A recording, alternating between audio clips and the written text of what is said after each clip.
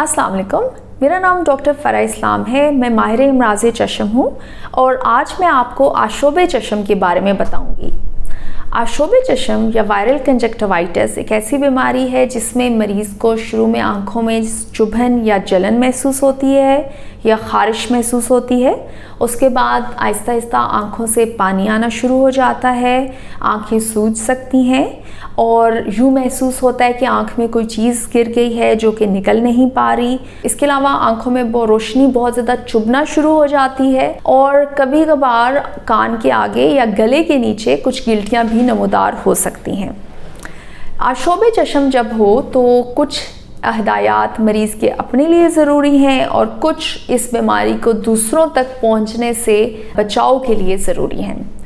मरीज़ के अपने लिए ये है कि सबसे पहले लुब्रिकेटिंग आई ड्रॉप्स इस्तेमाल करने चाहिए। लुब्रिकेटिंग आई ड्रॉप से मुराद मसनूई आंसू हैं जो कि ओवर द काउंटर बहुत आराम से मिल जाते हैं। वो आप फ्रिज में रख लीजिए। उनका फ़ायदा ये होगा कि जब आप ठंडे ठंडे आँख में डालेंगे तो आँखों में सुकून महसूस होगा और जो दर्द, तकलीफ़ या जलन हो रही है उसमें कमी वाक़या होगी।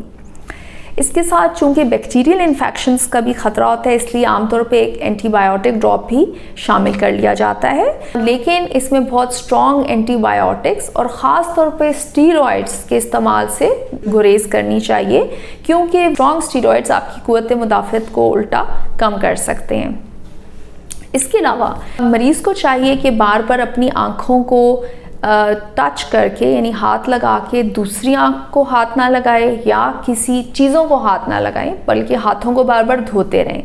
इसकी वजह यह है कि फैलाव की इसमें सबसे अहम चीज़ है कि जब अपने गंदे हाथ आप किसी चीज़ पे लगाते हैं और वही चीज़ कोई दूसरा शख्स इस्तेमाल करता है और वो हाथ फिर अपनी आँखों को लगाता है तो ये बीमारी उस तक फैल जाती है।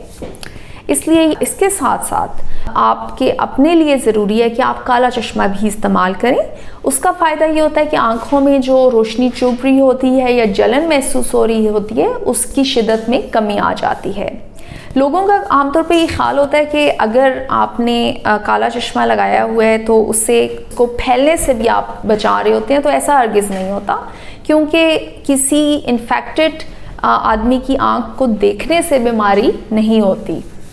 उसके बाद इस बीमारी को फैलाव से रोकने के लिए मरीज़ को चाहिए जैसे ही आशोब चश्म हो तो तकरीबात में जाने से गुरेज करें, स्कूल या ऑफिस से छुट्टी कर लें, बार बार हाथ मिलाने से गुरेज करें या किसी बच्चे वगैरह को वैसे आप प्यार करने के लिए अगर उसको करीब लाते हैं क्योंकि उससे भी इन्फेक्शन फैल सकती है, उससे गुरेज करें। अपना तौलिया वगैरह अलहदा कर लें और इसके अलावा लोगों को जो है अपने कॉन्टैक्ट लेंसेज वगैरह भी उन दिनों में इस्तेमाल नहीं करने चाहिए। उम्मीद है कि आशोब चश्म के बारे में आपको सारी डिटेल्स समझ आ गई होंगी और आप इससे बचने की कोशिश करेंगे। शुक्रिया।